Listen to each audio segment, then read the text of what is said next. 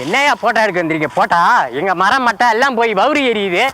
Photo எடுக்கிறீங்க? அவன் வரான் எடுக்கிறான் போட்டா, இவன் எடுக்கிறான் வரான் போட்டோ எடுக்கிறான். இந்த மரம் வச்சு உண்டு பண்றதுக்கு 5 வருஷத்துக்கு மேல ஆகும்.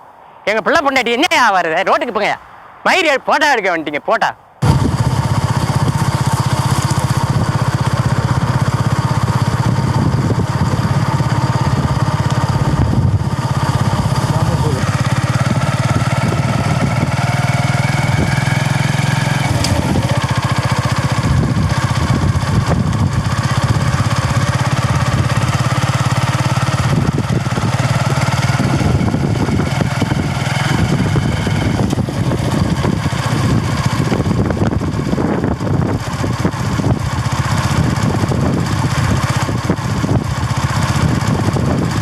எவைகளையெல்லாம் நாங்கள் படமாக்கச் சென்றோமோ அதனை முழுமையாக செய்ய முடியாமல் ஏமாற்றத்துடனேயே பாதியிலேயே திரும்பி வந்துவிட்டோம்.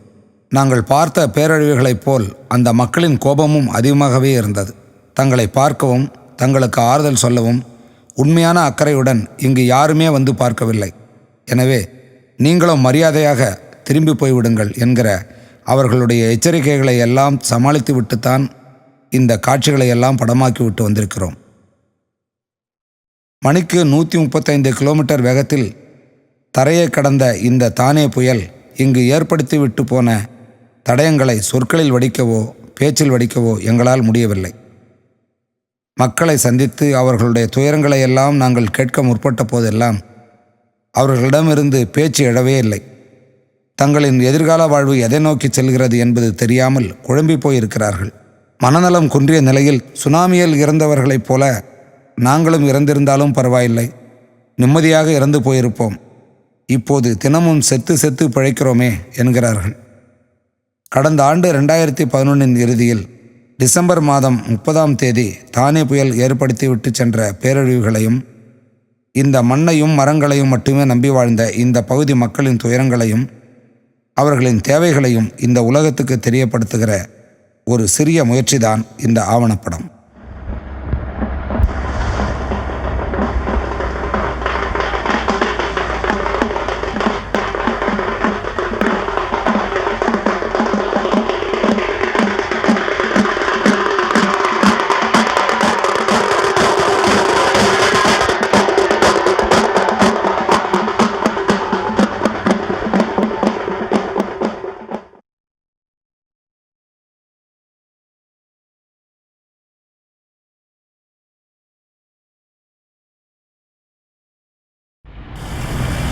பாதிப்பின் அதிர்ச்சியிலிருந்து இன்னும் மீளாத இந்த மக்களுக்கு வழி ஏற்படுத்தி மறுவாழ்வு அளிக்கும் முயற்சியில் தமிழ்நாடு அரசு ஈடுபட்டு கொண்டிருக்கிறது.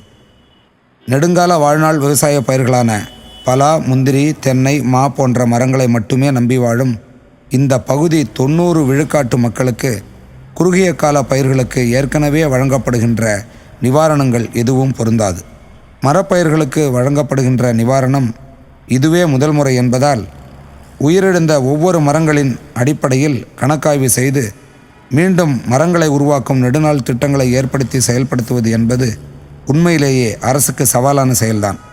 தங்களின் வாழ்வில் ஒளியேற்றி மீண்டும் மறுவாழ்வை அரசு அமைத்து தருமென நம்பி காத்து கொண்டிருக்கும் இம்மக்களை உழவர்களுக்கான ஒரே பண்டிகையான பொங்கல் பண்டிகையின் முதல் நாளில் சந்தித்தோம். முந்திரி தோப்பு, பிளாந்தோப்பு, மாந்தோப்பு எல்லாம் அழிஞ்சு சுத்தமாகி போச்சு. கையில் ஒன்றும் காசு இல்லாத அவங்க இந்த வாட்டி ஒன்றும் பொங்கலாக ஒன்றும் இல்லைங்கன்றாங்க. அவங்க வந்தால் தான் எங்களுக்கு வியாபாரம். அங்கேயே அழிஞ்சு போச்சுன்னும் போது இங்கே ஒன்று எங்களுக்கு சேர்த்து ஒரு வழி கிடையாது. முன்பு எப்போதும் இல்லாத அளவுக்கு ஆயிரக்கணக்கான மின்கம்பங்களை சாய்த்து மக்களின் வாழ்க்கையை முடக்கி போட்டு விட்டது இந்த தானே புயல். சுனாமி பேரலை தாக்கிய பொழுது உலகம் முழுவதும் இருந்து ஏராளமான தொண்டு நிறுவனங்கள் ஓடோடி வந்து அரசுடன் கைகோர்த்து மக்களுக்கான சேவையில் ஈடுபட்டார்கள். தானே புயலின் பேரழிவு சுனாமியை விட பல மடங்கு அதிகமாக இருந்தும் பக்கத்து மாநிலங்களுக்கும் பக்கத்து மாவட்டங்களுக்குமே அதன் தீவிரம் அறியப்படாதது இம்மக்களின் மிகப்பெரிய சோகம். தானே புயலினால் தமிழ்நாட்டில் பலியான மக்களின் எண்ணிக்கை 57 பேர்தான். ஆனால் வாழ்வாதாரங்களை முற்றிலும் இழந்து இன்றைக்கு வீடு இழந்து நிற்கின்ற மக்களின் எண்ணிக்கை பல லட்சங்கள். யாரும் கற்பனையில் கூட நினைத்து பார்க்க முடியாத அளவுக்கு இந்த மரங்கள் இங்கு காய்ந்து நிற்கின்றன. அவைகள் தோற்றத்தில் நிற்பது போன்று தெரிந்தாலும் அந்த வேர்கள் பிடித்தளர்ந்து போய் நிற்கின்றன. பல லட்சக்கணக்கான மரங்கள் காய்ந்து நிற்பதை பார்க்கும்போது மனதுக்கு வேதனையாக இருக்கிறது. இயற்கை சீற்றத்தால் அழிந்து போகும் நெல், வாழை, கரும்பு போன்ற பயிர்களை இந்த உழவர்கள் 6 மாதத்திலோ ஓராண்டிலோ மீண்டும் உருவாக்கிவிட முடியும். உயிரினங்கள் வாழ்வதற்கு மிக அவசியமான பொருளாதாரத்தை இழந்து நிற்கின்ற இந்த விலை மதிப்பற்ற மரங்களை மீண்டும் உருவாக்க குறைந்தது 1/4 நூற்றாண்டு காலம் இவர்கள் காத்திருக்க வேண்டும். ஓலை குடிசையில் வாழும் இந்த மக்களுக்கு, சுனாமியால் பாதிக்கப்பட்ட கடற்கரையோர மக்களுக்கு நிரந்தரமாக கட்டி கொடுக்கப்பட்ட காரை வீடுகளைப் போல் இவர்களும் கட்டி கொடுக்கப்பட வேண்டும் என்பது இந்த மக்களுடைய கோரிக்கையாக இருந்தது. இதற்காக 1000 கோடி ரூபாயில் 1 லட்சம் வீடுகளை நிரந்தரமாக குடியிருக்கும் காரை வீடுகளாக கட்டித்தர அரசு அண்மையில் அறிவிப்பு ஒன்றை வெளியிட்டிருக்கிறது. அன்றைக்கி புயல் அடிக்கும் போது தூய்மை அப்படி கிழக்க கிடாசுதுங்க. எங்களுக்கு யாருமே கிடையாது. இடிஞ்சு உழுது உள்ளால கல்லெல்லாம். இந்த மரம் இப்படி சாயாது அப்படி சாய்ந்து அங்கே ஒரு மரம் வீட்டு வசதியே சாஞ்சி கிடந்துட்டுதுங்க. பல லட்ச ரூபா போட முடியாத பல மரம் முந்திரிகள்லாம் இந்த தரமட்டம் ஆயிடுச்சு. இதனால் ரொம்ப குடும்ப வறுமையாக இருக்குது. கடலூர் மாவட்டமே ஃபுல்லாக அழிஞ்சு போச்சு. இது வரலையும் யார் மேலே இடத்துலேருந்து வந்து யாருமே பார்வையிடலை. இதுக்கு மேலே பெரிய காற்று பார்க்கல. லேசாக அடிக்கும், ஏதாவது மரமட்டை 1 கிளை 2 கிளை ஒடிச்சிட்டு போடும், அதோட சரி. அதுக்கு மேலே பெரிய காற்றெல்லாம் நான் பார்க்கவே இல்லை. பண்ருட்டி வட்டத்தில் சேர்ந்தோன்னா முந்திரி தோப்புக்கு தான் அதிகம். அந்த முந்திரி தோப்பு வந்து அழிஞ்சு போனதுனால இப்போ வந்து முயலும் அடிக்க முடியாது. காடை, கௌதாரி, குருவி எதுவுமே கிடைக்காது. ஏன் இன்னும் போனாக்கா ஒரு பச்சை ஓனான கூட பார்க்க முடியாது நம்ம ஏரியாவில். கொக்கு, அந்த குயில், பறவைகள், புறாக்கள், காக்காக்கள், சிட்டுக்குருவிகள் அனைத்து பொருளும் எல்லாமே பறந்து போயிடுச்சுங்க ஐயா. நாங்கள் எங்களுக்கு பொழுப்புக்கு எதுவும் இல்லாமல் நாங்கள் தள்ளாடிக்கின்னு இருக்கிறோம். சாப்பாட்டுக்கு கஷ்டமாக இருக்குது. எங்கள் தாத்தா வச்சது, எங்கள் அப்பா வச்ச பலாமரம், மாமரம், அதை வச்சு தான் நாங்கள் பரம்பரையாக குத்து விட்டு 1 லட்சம், 50,000, 1.5 லட்சத்துக்கு குத்து விடுவோம். அது இனிமேல் அந்த பேச்சுக்கே இடம் கிடையாது. நாங்களும் ஏதாவது இதோட பசுமையான ஏரியாவுக்கு கூலி வேலைக்கு போய் தான் பிழைக்கிற ஒரு நிலைமை வந்துச்சு. காற்று வந்த அன்றைக்கே மரம் இந்த மரம்லாம் ஆடும்போது எங்களுக்கு உயிரே கிடையாது. ஆனால் அது வேறு திடீர்னு ஒரு பூகம்பம் ஒன்று கிளம்புன்னு சொல்லிட்டு அது வேறு போட்டு விட்டாங்க. நைட்டில் துப்புற ரோட்டில் உட்காந்துருக்கோம். இது வரலையும் கரண்டும் கிடையாது, எதுவும் கிடையாது. 17 நாள் 18 நாள் தூக்கம் கிடையாது. முன்ன பானை கீனை குடங்கிட்ட எல்லாம் பறந்து போச்சு. அப்படி என்ன ஏதுன்னு 8 இலையே வந்து பார்த்தா மரம் கொடியெல்லாம் ஒடிஞ்சு ஊந்து போச்சு. அப்படி குழந்தைங்களை எப்படி வெளியே எடுத்து ஓட முடியாது. வீட்டுக்குள்ளே இருந்துட்டோம். வீட்டுக்குள்ளே இருந்து அவ்வளோ ராத்திரி பூரா தூக்கம் இல்லாமல், கரண்ட் இல்லாமல், மண்ணெண்ணெய் இல்லாமல், குழந்தைங்க ராத்திரி பூரா சோறு ஆக்காமல் தின்னாமல் நாங்கள்லாம் அப்படி ராத்திரி பூரா பட்டினே தான் இருந்தோம். காலையில் ஃபுல்லாக பட்டினே தான் இருந்தோம். 10-1 மணி வரைக்கும் வீடெல்லாம் ஒடிஞ்சு உய்யா வந்து ஒரு குழந்தை சாவுமா பொழிக்குமா இன்னும் தெரியாமல் கிடந்தோம் நாங்கள். அதுவும் பெரியவங்க நிறையா பேர் வெளியே ஒன்றும் போக முடியாமல் உள்ளே பேலி உள்ளே ரொம்ப அசிங்கமாக ஆயிடுச்சு. உள்ளே இன்னும் அதே மாதிரி தான் இருக்குது, தவிர எதுவுமே மாறல எங்களுக்கு. ஓடு உயிந்து சாமி மேலே உயிந்து எலும்பு ஒடிஞ்சு போச்சு. எலும்பு ஒடிஞ்சிருச்சு ஐயா. இது ஐயா இந்த பாருங்க. ஆண்டு காலமாக இந்த புயல் வந்தது கிடையாதுங்க. இப்போ இந்த நிலைமைக்கு வந்தது. மாசூல் வீடு இடையெல்லாம் மாடு கண்ணெல்லாம் ரொம்ப சேதம், பெரிய சேதம். நாங்கெல்லாம் மக்கள் தவிக்கிறோம். 4:30 மணிக்கு ஆகிருக்கும் பெருசாக வழி எடுத்து. அதுக்கப்புறம் என்ன செய்கிறது ஏது செய்கிறது ஒன்றும் புரியல. அதுக்கப்புறம் காற்று புயல் எல்லாம் அடிக்க ஆரம்பிச்சிது. ஆஸ்பத்திரி போகலாமா, வீட்டில் இருக்கலாமா, இருக்கிற வலி தான் அதிகமாகி போச்சு. மரம் செடி எல்லாம் உய்ய ஆரம்பிச்சிது. எந்த பக்கம் 4 பேர் இருந்தாங்க சொல்லி தான் எனக்கு பெருசாக இருக்குது. இல்லைன்னா செத்து உயிரோடு இருப்போனோ இல்லையோ நம்பிக்கை இல்லாமல் தான் பெருசாக. என்னுடைய பேர் தர்மலிங்கம். நாங்கள் இலங்கையிலேருந்து தமிழ்நாட்டுக்கு வந்து 20 வருடங்களாகுது. இந்த தானே புயல் தாக்கினதில் மீண்டும் அதே மாதிரி ஒரு நிலைமைக்கு நாங்கள் தள்ளப்பட்டுருக்கோம். இந்த தானே புயல் காரணமாக நாங்கள் வந்து நிறைய மன கஷ்டம், மன உளைச்சலுக்கு உள்ளாகி இருக்கோம். இது போல் ஒரு பேரழிவை நாங்கள் சந்தித்ததே இல்லை. எல்லா பிள்ளைகளுமே பச்சை குழந்தை கூடி ஒரு சின்ன ஒரு பிறந்து 20 நாள் கூடி ஆகாத குழந்தை கூட மலையில் தோஞ்சு போய் இருந்தது. மலையில் தோஞ்சு அப்படியே பொத்தி கொண்டு வந்தாங்க, ஈரத்தோடு போட்டு சுற்றி. பிறகு கொஞ்சம் லேசாக விடும்போது பிள்ளைகள் குளிர் நடுங்குதுன்னு சொல்லி வீட்டில் இங்கே எங்களோட இருந்த பொடியன்களை அனுப்பி போயிட்டு எடுத்துகிட்டு வாங்க தம்பி, வீட்டில் எங்கெங்கே இருக்குதுன்னு சொல்லி வீட்டுக்கு அனுப்பி திரும்பி எடுத்துகிட்டு வந்து தான் பிள்ளைகளையும் பார்த்தோம். அதுலேயும் certificate, photo card, ration card அதெல்லாம் போயிருச்சு.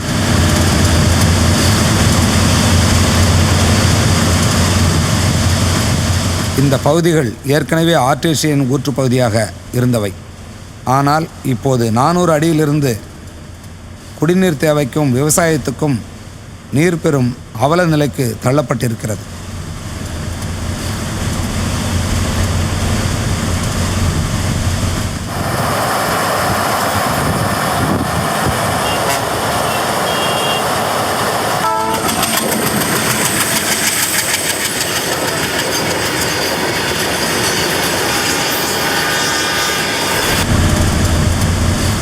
நெய்வேலி பழுப்பு நிலக்கரி நிறுவனத்தால் சுரங்கத்திலிருந்து நிலக்கரி வெட்டி எடுப்பதால் வெளியேற்றப்படும் கரித்தூள் கலந்த நீரினாலும் கரித்தூள் கலந்த புகையினாலும் விளைநிலங்கள் முற்றிலுமாக பாதிக்கப்பட்டதோடு மாசு ஏற்படுத்திவிட்டன.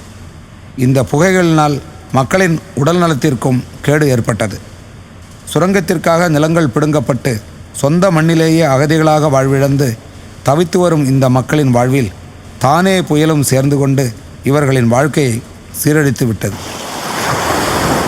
இதேபோல் இப்பகுதி மக்களுக்கு வேலை தருவதாக சொல்லி சிலருக்கு மட்டும் வேலை கொடுத்துவிட்டு பல லட்சக்கணக்கான மக்களின் வாழ்க்கையை கடலூர் சிப்காட் பகுதியில் கடற்கரையோரத்தில் தொடங்கப்பட்டுள்ள 100க்கும் மேற்பட்ட ரசாயன தொழிற்சாலைகள் மக்களின் வாழ்வுக்கு உலை வைத்திருக்கின்றன. எண்ணெய் சுத்திகரிப்பு கழிவுகளையும் ரசாயன கழிவுகளையும் வெளியேற்றும் இங்குள்ள பல நிறுவனங்கள் உலக சுகாதார நிறுவனத்தால் தடை செய்யப்பட்ட நிறுவனங்கள் என்பது குறிப்பிடத்தக்கது.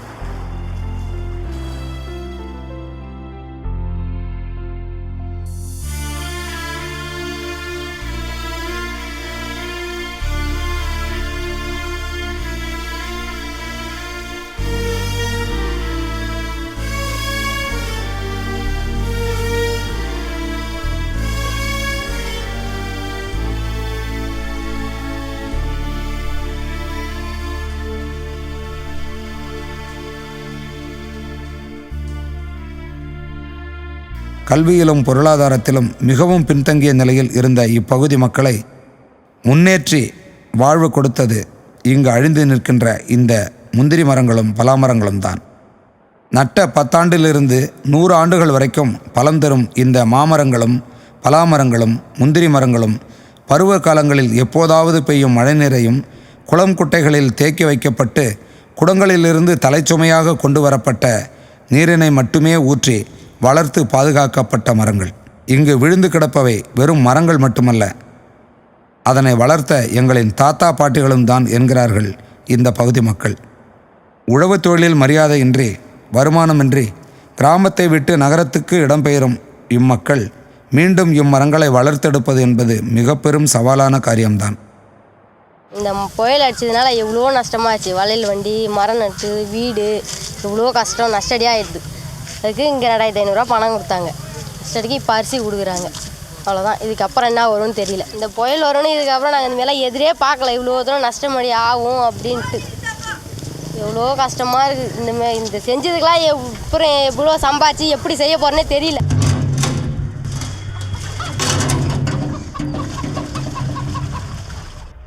இயற்கையின் சீற்றத்தை புரிந்து கொண்டு மனதை சமாதானப்படுத்தி கொண்டு மறுவாழ்க்கையை உருவாக்கி கொள்ள உழைக்க தயாராக இருக்கும் இம்மக்களின் கோரிக்கைகளை செவிமடுத்து அரசாங்கம் அதனை செய்து கொடுத்தால் இன்னும் 10 ஆண்டுகளில் ஓரளவுக்கான மரங்களை உருவாக்கி அவர்களுக்கான வருவாயையும் உருவாக்கிவிட முடியும். இங்கு ஏற்பட்டிருக்கும் இந்த இழப்பு இந்த பகுதி மக்களுக்கு மட்டுமானதில்லை, இந்த நாட்டிற்கும் உலகத்துக்குமேயான இழப்பு. இங்கு விழுந்து கிடப்பவைகள் மரங்கள் மட்டுமல்ல, ஒரு தலைமுறையே விழுந்து கிடக்கிறது.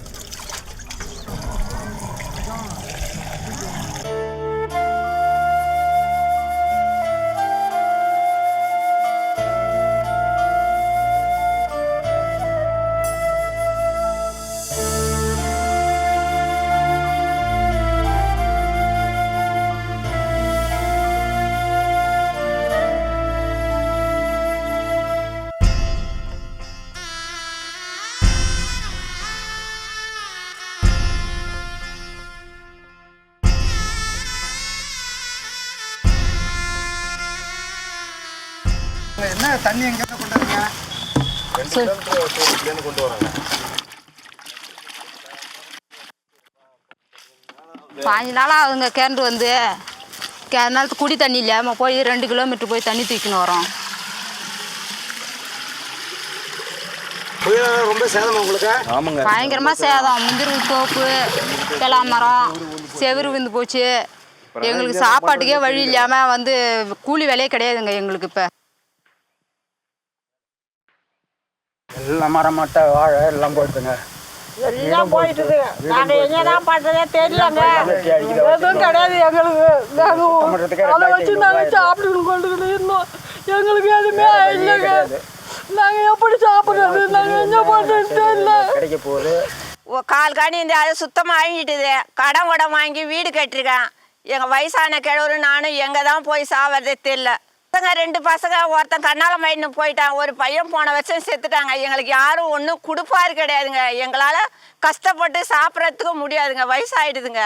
குடி தண்ணி கிடையாதுங்க. முதல்ல வீடுலாம் பாழாக போயிடுதுங்க. நாங்கள் சும்மா ரோட்டில் தாங்க உட்காந்துருக்கோம்.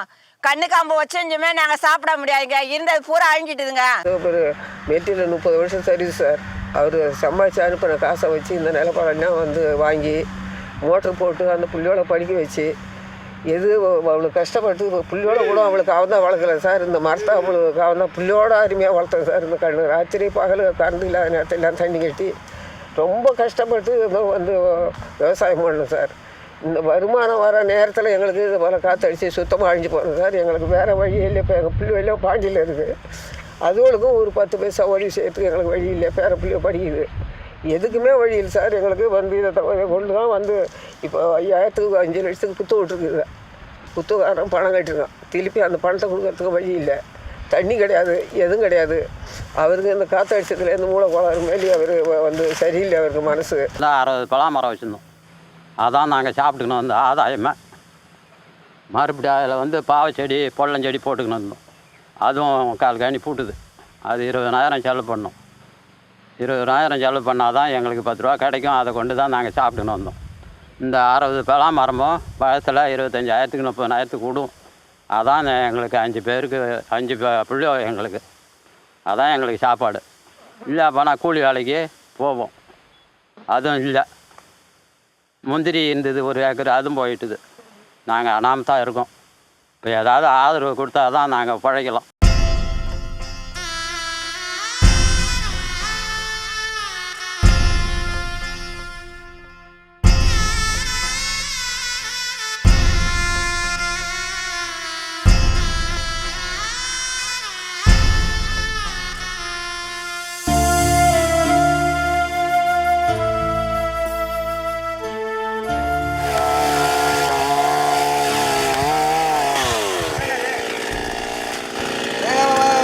மரம் இருக்குதுங்க. பார்சல் வாங்கிட்டு வந்தேங்க. வாழை முந்திரி மரம் பலா மரம் எல்லாம் ஊந்து போச்சுங்க. வெட்டின்னு கிடக்குறோம். ஒரு 6 மாதமும் 1 வருஷம் வெட்டினா கூட வெட்டி மழை பழகுது. அது ரொம்ப கஷ்டமாக வெட்டின்னு லோர் போட்டு கிடக்குறோம். 5 வருஷம் 20 வருஷம் ஆகி இப்போ தான் காக்க ஆரம்பிச்சது. இதை போல் காற்று அடிச்சு இதெல்லாம் பூட்டுது. ஒரு பலா மரத்துக்கும் ஒரு பேரை வச்சு இன்றைக்கி எங்கள் பிள்ளைகளை அறக்கிற மாதிரி அறுத்து போட்டு நிற்கிறாங்க. இது நாங்கள் என்ன பண்ணுறது? இந்த தண்ணி கொண்டாந்து இந்த கண்ணை வச்சு எப்போ நாங்கள் அப்புறம் ஆளாக்கி நாங்கள் இருக்கும்போது 2 பிள்ளைகளை நம்பி தான் படிக்க வச்சேன். அதில் போயிட்டாரணும். வேணா நாங்கள் இதை நம்பி தான் அந்த ஸ்கூலில் பணம் கட்டலாம் பண்ணலாம். அதுவும் முடியாது எங்களால். அந்த பிள்ளைகிட்ட வந்து வீட்டில் அதுவும் எங்கள்கிட்ட மரம் தான் ஒன்றும். ஒரு ஆள் கூலி இன்றைக்கி 300 வாங்குறாங்க. நாங்கள் என்ன பண்ணுறது? ஒன்றும் எந்த வேலையும் புரிய மாட்டேங்குது. இதெல்லாம் அறுத்து சேதத்துக்குள்ளே எங்கள் கதையே முடிஞ்சு போட மாட்டேங்குது. நாங்கள் கண் வச்சு உருவாக்கவும் முடியாது. இனிமேல் எங்கள் கெதி என்னன்றது எங்களுக்கு தெரியாது. இதனுடைய இந்த தானே புயலுடைய எஃபெக்ட்டு, அதாவது அதனுடைய வறுமை இன்னும் ஒரு 6 மாதத்தில் கண்டிப்பாக தெரியும். நிறைய கொலை நடக்கும், திருட்டு நடக்கும், பள்ளி மாணவர்லாம் படிப்பு சீரழியும். கண்ணு முளைக்க வச்சு இது காக்காய்க்கிறதுக்கு 6-8 வருஷம் ஆகிடும். 5 வருஷம் ஆனால் தான் 10 வருஷம் ஆனால் தான் சுகரான பிஞ்சு வைக்கும். அது நல்ல முறையில் எல்லா மரமும் காக்காய்க்கணும்னா 5 வருஷம் ஆகும். எங்களுக்கு உள்ள 3 ஏக்கர் முந்திரி இருக்குது. பலாமரம் முந்திரி வந்து ஒரு வருஷத்துக்கு 50,000க்கு ஆகும். 1 ஏக்கர் முந்திரி ஓட்டை. பலாக்காலாம் 50-60,000க்கு ஆகும். பலாமரம் காய்க்கிறத பொறுத்து பூரா தான் ஊந்து போச்சு. இப்போ நீங்கள் பேட்டா கட்டும் போய் எங்களுக்கு என்ன கொண்டாந்து கொடுக்க போகிறீங்க?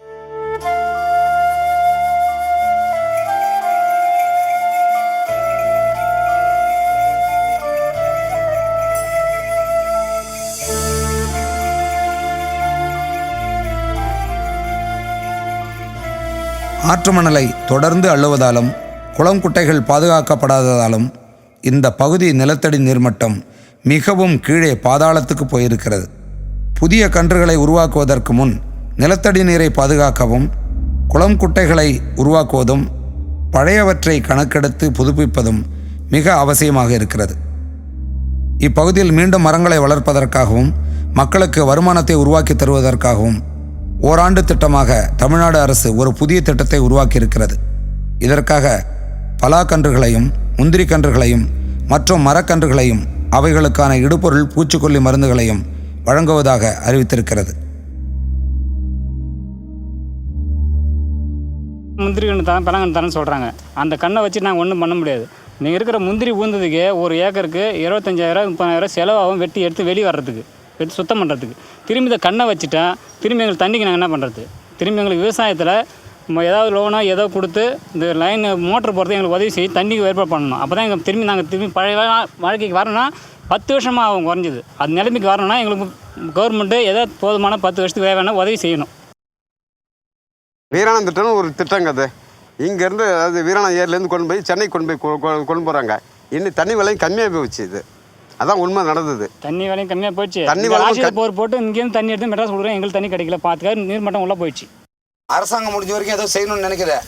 ஒரு வருஷத்துக்கு கண்ணு கொடுக்குறேன், அதுக்கான உரம் கொடுக்குறேன், அது கொடுக்குறேங்கிறான். கண்ணு கொடுத்து கொட்டை பொறுக்க முடியுமா? இப்போ ஒன்று கண்ணு கொடுத்து நாங்கள் என்ன பண்ணுறது? இன்னைக்கு தான் சாப்பாடு போடுவோம் அந்த கண்ணு. தண்ணி போட மாட்டேன். நீ கண்ணுக்கு எப்படி தண்ணி போட்டு ஊற்றுவா? குடிக்கவே தண்ணி ஆப்பல, மரமாட்டுக்கு எப்படி தண்ணி ஆப்பணும்? அவங்க மரக்கன்று கொடுக்குறது எங்களுக்கு தேவையில்லை. நாங்கள் குடிக்கவே சாப்பாட்டுக்கே வழி இல்லாமல் மரக்கன்று வச்சு இப்போ நான் தண்ணி மொண்டு ஊற்றுது. எங்கே போய் மண்டாந்து ஊற்றுறது? இல்லைங்க, எங்களால் தள்ளாதவான் முடியாதவான், நாங்கள் எதையும் செய்ய முடியல. அப்புறம் நம்மளால கண்ணு வச்சு இனிமேல் வளர்க்க முடியாது. நமக்கு வயசு இல்லை. பட்டி கிடக்குங்க, சாப்பாடு வந்து பட்டி கிடக்குங்க, சாப்பாடு வருது. இன்னும் பட்டி கிடக்குங்க. தண்ணி அங்கேருந்து பாண்டிச்சேரியில் தண்ணி வருது. அந்த தண்ணி தான் நாங்கள் மற்ற சென்னைக்கெலாம் தண்ணி கொடுத்த ஒரு ஏரியாவாக இருந்தது. ரொம்ப வறுமையில் வருன்றது நினச்சி தண்ணியில் இருக்கும். தண்ணியே கிடைக்கல. நாங்கள் மற்ற ஊருக்கு தண்ணி தரோம், எங்களுக்கு தண்ணி கிடைக்கல. இதை நினச்சி நம்ம வேதனையாக இருக்குது சார்.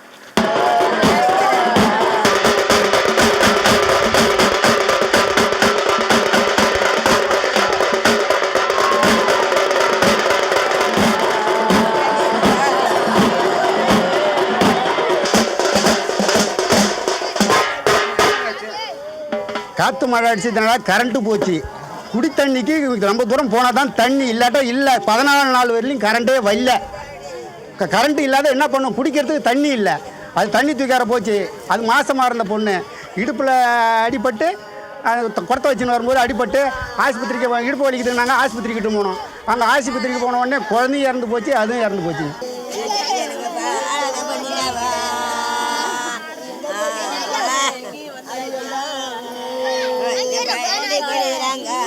கரண்ட் வசதி பத்தாதையும் தண்ணி கொடுமை தாங்க பெரிய கொடுமையாக இருந்தது. தண்ணி மல்ல போன பிள்ளை தாங்க, அங்கே போய் தாங்க தண்ணி தூக்க முடியாது, கொல்ல முடியாது, தண்ணி மல்ல முடியாது தாங்க. அந்த மாதிரி ஆனதுங்க. அழிந்து கிடக்கின்ற இந்த முந்திரி மரங்கள் லட்சக்கணக்கான மக்களுக்கு வேலைவாய்ப்பையும் அரசுக்கு வருவாயையும் கோடிக்கணக்கில் அந்நிய செலாவணியையும் பெற்றுத்தந்தவைகள்.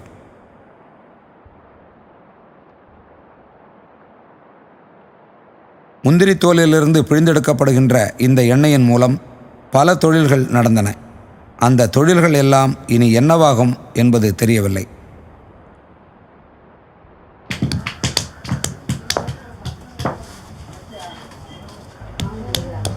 முந்திரி வேட்டை இதுதான் இந்த வருஷத்தோட கொட்டை சரியாக போச்சு. இன்னும் 20 வருஷத்துக்கு இந்த பழப்பு கிடைக்குமேன்றது நினப்பு கிடையாது. இப்போ இதை நம்பி எவ்வளோ பேர் இருக்காங்க? என்ன அது மாதிரி எங்கள் நாட்டு மக்கள் பூரா தான் இப்படியே தான் வேலை. அப்புறமா வேறு மாதம் எஜே இருக்குது.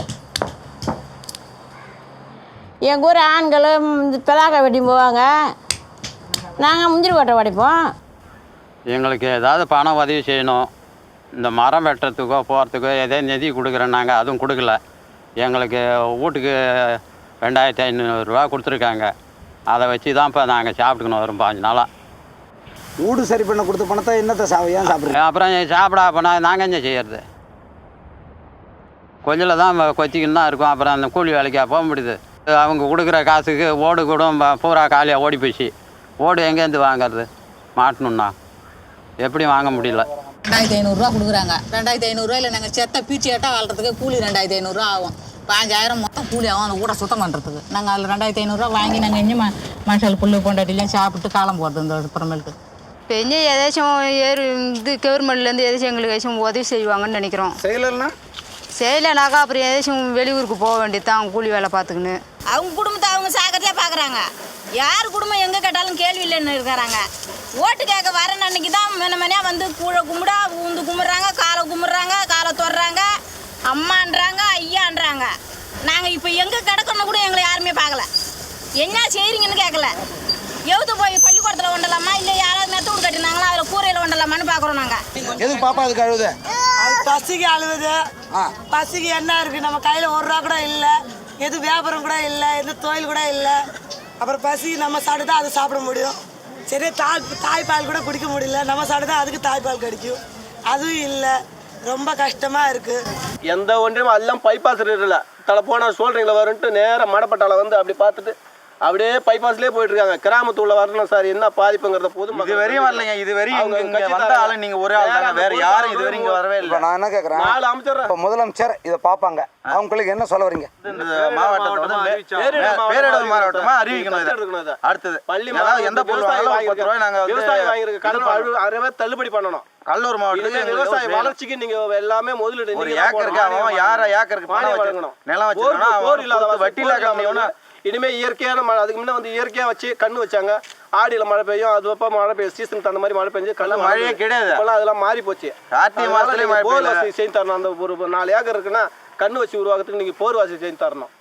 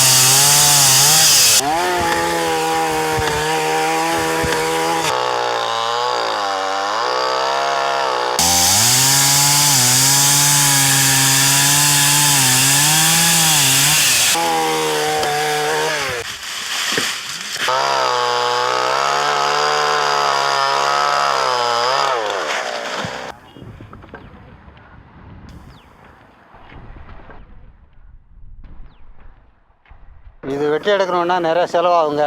இது அப்படி வெட்டி எடுக்கிறது யாரும் வாங்குறதுக்கு ஆள் வரமாட்டுறாங்க.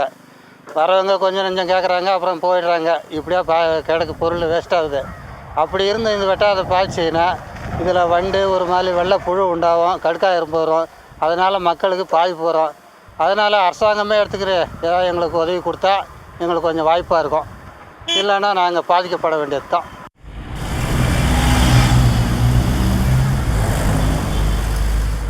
எதிர்கால வாழ்வுக்கு எந்தவித உத்தரவாதமும் இல்லாத நிலையில் இழந்த வாழ்வுக்கு மீண்டும் வழி கிடைக்குமா? இருண்ட வாழ்விற்கு மீண்டும் ஒளியேற்றப்படுமா?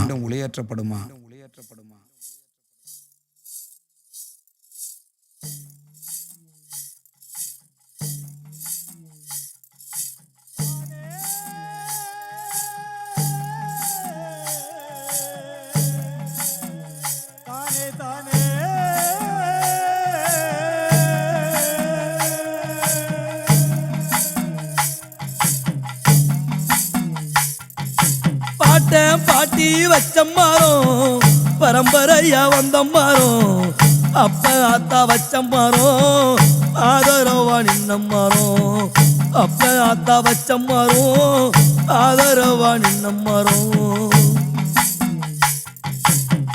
நாம் பார்த்து வச்ச மரம், நாம் பார்த்து வச்ச மரம் நல்லபடி காய்ச்ச மரம், புள்ள குட்டி படிப்புக்கு பூத்து காய்ச்சி தந்த மரம், புள்ள குட்டி படிப்புக்கு பூத்து காய்ச்சி தந்த மரம். காது குத்தி மஞ்ச தண்ணி கல்யாண சீமந்தண்ணி, காது குத்தி மஞ்ச தண்ணி கல்யாண சீமந்தண்ணி, சொல்லி வச்ச தேவைக்கெல்லாம் கை கொடுத்து காத்த மரம். சொல்லி வச்ச தேவைக்கெல்லாம் கை கொடுத்து காத்த மரம், கை கொடுத்து காத்த மரம்.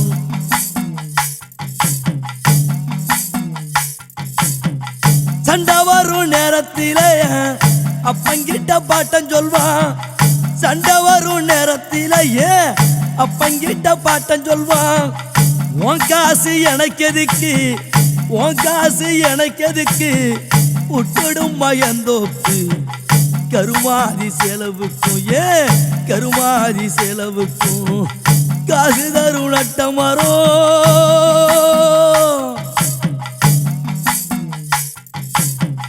கொத்து கொத்தா காய்ச்சதெல்லாம், ஐயோ கொத்து கொத்தா காய்ச்சதெல்லாம் கொலையோட சாஞ்சிடுச்சு. கிளவழிக்க காய்ச்சதெல்லாம்,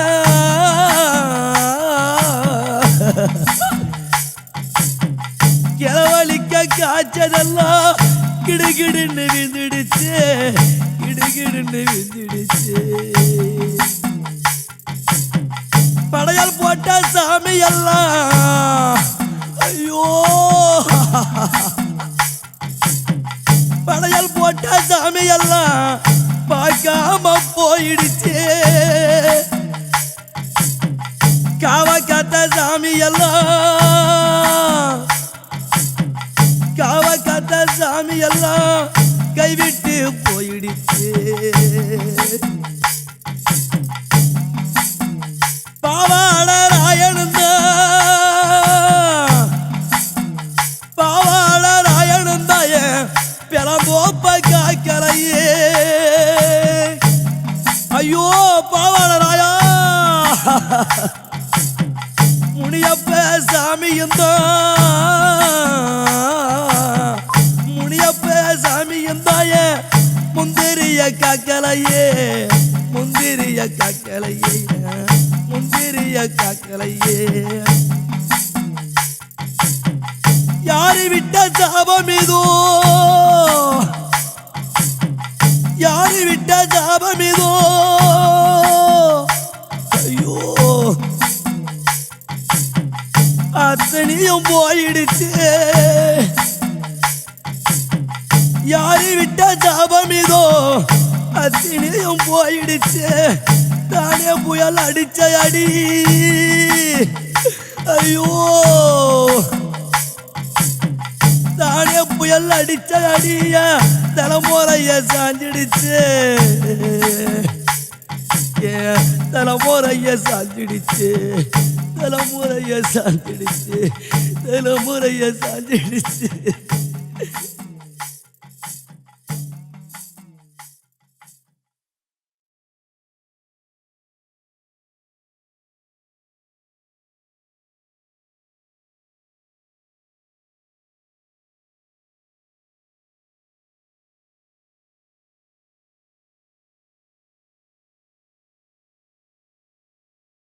மக்களின் கோரிக்கைகள் கவனிக்கப்பட்டு அவர்களின் வாழ்வாதாரங்களை மீண்டும் உருவாக்கித் தரும் வகையில் மாநில அரசு பல திட்டங்களை அறிவித்துள்ளது. அரசியல் செயல் திட்டங்கள் தங்களுக்கான மறுவாழ்வை அமைத்து தரும் என மக்களுக்கு நம்பிக்கை பிறந்திருக்கிறது.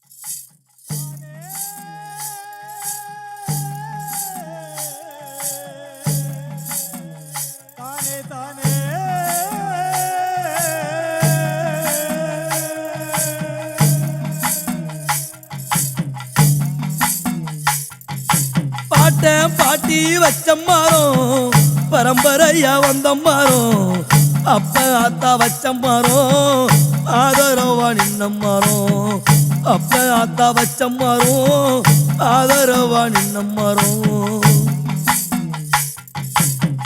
நாம் பார்த்து வச்ச மரம் நாம் பார்த்து வச்ச மரம் நல்லபடி காய்ச்ச மரம் புள்ள குட்டி படிப்புக்கு பூத்து காய்ச்சி தந்த மரம் புள்ள குட்டி படிப்புக்கு பூத்து காய்ச்சி தந்த மரம் காது குத்தி மஞ்ச தண்ணி கல்யாண சீமந்தண்ணி காது குத்தி மஞ்ச தண்ணி கல்யாண சீமந்தண்ணி சொல்லி வச்ச தேவைக்கெல்லாம் கை கொடுத்து காத்த மரம் சொல்லி வச்ச தேவைக்கெல்லாம் கை கொடுத்து காத்த மரம் கை கொடுத்து காத்த மரம்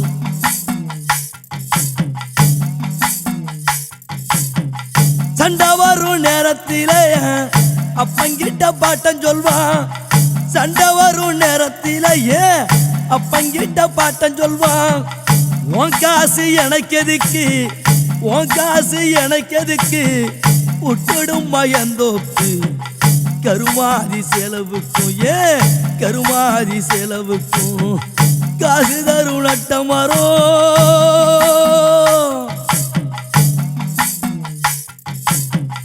கொத்து கொத்தா காய்ச்சதெல்லாம் ஐயோ கொத்து கொத்தா காய்ச்சதெல்லாம் கொலையோட சாஞ்சிடுச்சு கிளவழிக்க காய்ச்சதெல்லாம்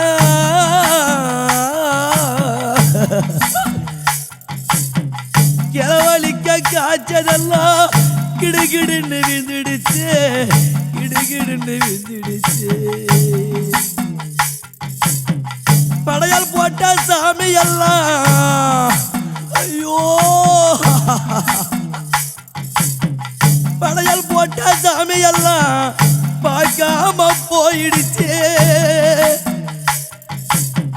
காவ காத்த சாமி எல்லாம் காவ காத்த சாமி எல்லாம் கைவிட்டு போயிடுச்சு பாவாட ராயனுந்தா பாவாட ராயனுந்தாய பிறந்தோப்ப காக்கலையே ஐயோ பாவாட ராயா முனியப்ப சாமியுந்தா முனியப்ப சாமியுந்தாய முந்திரிய காக்கலையே முந்திரிய காக்கலையே முந்திரிய காக்கலையே யாரு விட்ட சாபம் இதோ யாரு விட்ட சாபம் இதோ ஐயோ அத்தனையும் போயிடுச்சு யாரு விட்ட சாபம் இதோ அத்தனையும் போயிடுச்சு தானே புயல் அடிச்ச அடி ஐயோ தானே புயல் அடிச்ச அடிய தலைமுறைய சாஞ்சிடுச்சு தலைமுறைய சாஞ்சிடுச்சு தலைமுறைய சாஞ்சிடுச்சு தலைமுறைய சாஞ்சிடுச்சு